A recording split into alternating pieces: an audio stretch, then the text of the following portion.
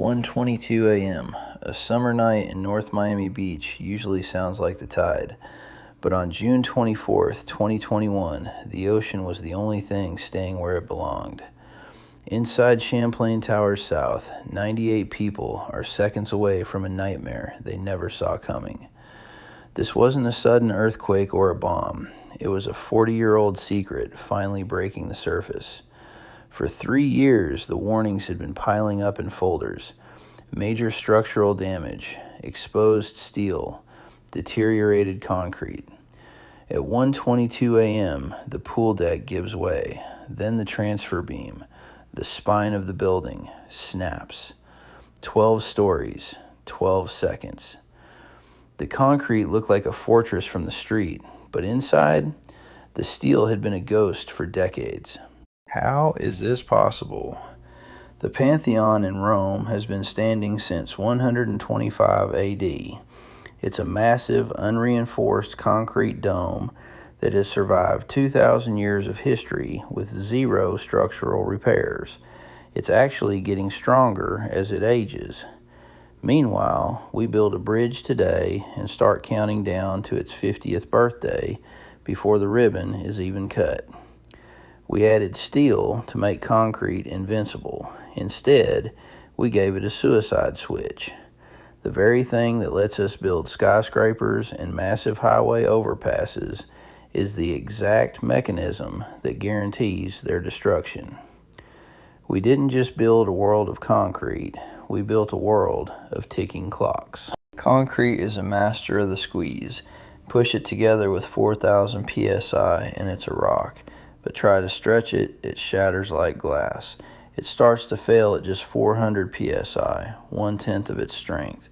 Every time you drive across a beam, the bottom of that beam is trying to rip itself apart. So we bury steel rebar in that tension zone. Steel can handle 60,000 psi of stretching without breaking a sweat. It's the perfect marriage. Concrete takes the squeeze, steel takes the stretch. It works perfectly until the concrete stops being a bodyguard and starts acting like a sieve. Here's why it works at first. Fresh concrete is a paradise for steel. It's incredibly alkaline, a pH of 13, which is more caustic than bleach. In this environment, an invisible passivation layer forms on the steel, a nanometers thick suit of armor that makes rust chemically impossible. The concrete's chemistry is the rebar's protection, but the environment is patient. Carbon dioxide from the air and chlorides from road salt are moving toward that steel every second of every day. Air contains carbon dioxide, and that COO reacts with the concrete to create calcium carbonate. It sounds harmless, but it drops the pH from 13 down to 8 or 9. At that point, the bodyguard dies. The passivation layer dissolves and the steel is suddenly naked. This carbonation front advances millimeter by millimeter every single year. You can't see it and you can't stop it.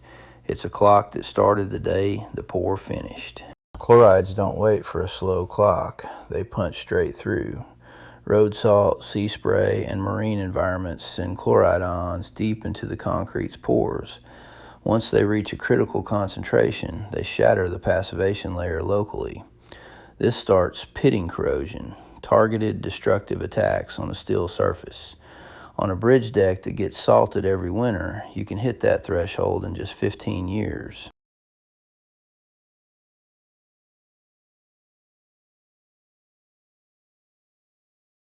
What's actually happening inside your bridge is a battery. The corroding site becomes an anode, giving up electrons that travel along the steel to a clean section, the cathode. The concrete's own pore water acts as the electrolyte to complete the circuit. That circuit is running right now. In every bridge you've crossed this week, no warning light, no alarm. Just a slow, invisible current dissolving the steel, one atom at a time. And it's been running since the day the concrete was poured. The iron keeps converting to rust, and rust has a massive problem. It isn't the same size as the steel it came from. Rust is 4 times the volume of the steel it replaced. Imagine a balloon inside a glass jar. As you blow it up, the expansion has nowhere to go. It creates a pressure of 3,000 psi. Remember the concrete's limit? 400 psi. The structure isn't failing because of the cars on top. It's being shattered from the inside out by the very steel that was supposed to hold it together. The cracks you see on an overpass aren't the start of the problem. They're the end. By the time you see a longitudinal crack, the corrosion has been running for years. If you tap it and hear a hollow thud, the concrete is already delaminating. When chunks actually fall off, 40% of the rebar's strength might already be gone. Back to Surfside. The waterproofing on the pool deck had been failing for years, letting salt water sit directly on a transfer beam that supported 12 floors. In 2018, the report was in black and white, major structural damage. In 2021, the rebar section loss was so bad that the beam simply lost its capacity. 12 floors, 12 seconds. Cover depth is the thickness of concrete protecting the steel. Modern codes for the oceanfront require 3 inches, which buys you about 150 years of protection. But in 1981, rebar often shifted during the pour. If that steel ended up only half an inch from the surface, your protection dropped from 150 years to 15. The permeability of your structure is decided the day it's poured. If the crew added too much water to make it workable, the concrete becomes porous, a superhighway for chlorides and COA. You can't go back and fix the water-cement ratio of a bridge built in 1975. Physics is just finally catching up to those job site decisions. Then there is concrete cancer, Alkali-Silica reaction, ASR. This has nothing to do with the steel. Reactive sand and gravel react with the alkaline concrete to form a gel.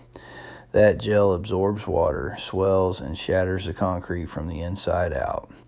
It is incurable. Once it starts, the building is destroying itself.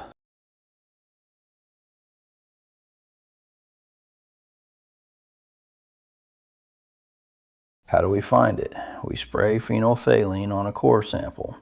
Pink means safe, colorless means the clock is run out. We use ground-penetrating radar to find where the steel moved to, and most importantly, we use a half-cell potentiometer to take the rebar's electrical pulse. Negative 350 millivolts, that bridge has a 90% probability of active corrosion. The danger of the inspection paradox is that by the time you see the problem, the window for a cheap fix has slammed shut. We saw it at Surfside. The report was filed, but the system had no way to force action until it was too late. The internal chemistry never stops. The fix? Glass fiber reinforced polymer, GFRP. It has 0 iron, so it cannot rust. It's a quarter of the weight of steel and immune to salt.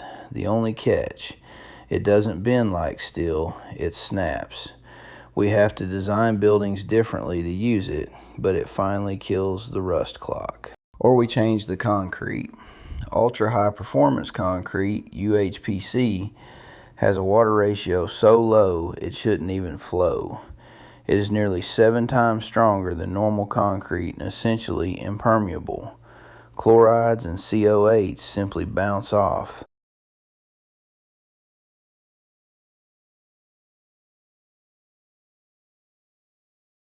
The Romans knew this 2,000 years ago. They used volcanic ash and seawater to create a material that actually grows tobermorite crystals into its own cracks as it ages.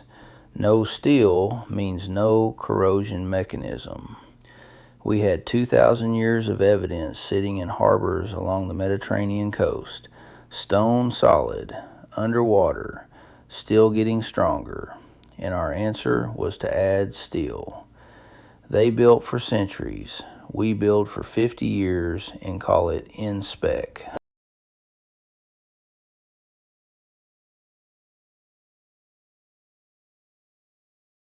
We're finally combining Roman wisdom with modern material science.